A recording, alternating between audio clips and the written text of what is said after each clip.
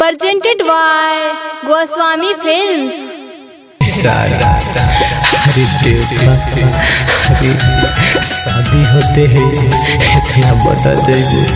अरे कब न सुधर आज हमके देख के मेरा तरु जान अरे तिरछे देखा तरु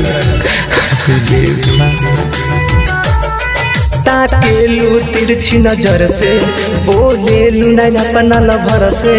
ताकेलू तिरछी नजर से बोलेलू ना अपना लभर से कि भतरा से तू मिलल बारो तब से ना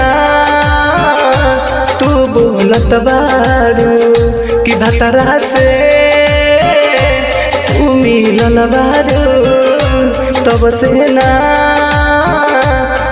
बोलत बारो। ताकेलू तिरछी नजर से बोलेलू ना अपना लभर से। ताकेलू तिरछी नजर से बोलेलू ना अपना लभर से कि भतरा से तू मिलल बारो तब से ना तू बोलत बारो कि भतरा से तू मिलल बारो तब से ना तू बोलत बारो।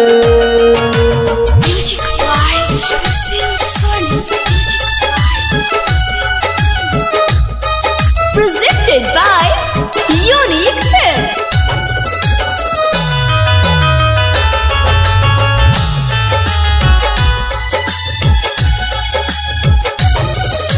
जब से रहलू हमारा लगे जान तोहर रहनी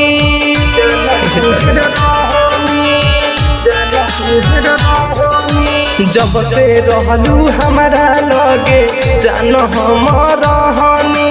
पियावा मिलल बा जब से तहरा कितना दर्द सहनी। अब जाइल बारू नहीं हरबा पूछलू नहीं यारबा। अब जाइल बारू नहीं हरबा पूछलू नहीं यारबा। ऐसन काहे तू करत बारू हमसे ना तू बोलत बारू कि भतरा से तू मिलल बारो तब से ना तू बोलत बारो।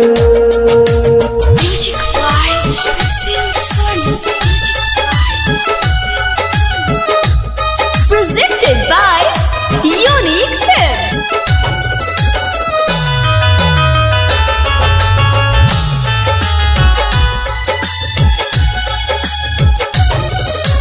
प्रकाश राज से काहे अब मुहवा लेलू मोड़ हो।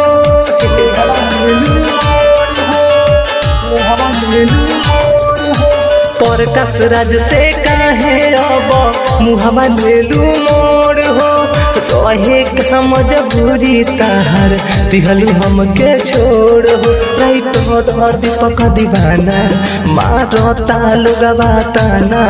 राइट हो दीपक दीवाना मारता लोगवा ताना। दिल के राजा ना खोलत बारो हमसे ना तू बोलत बारो कि भतरा से तू मिलल बारो तब से ना तू बोलत बारो।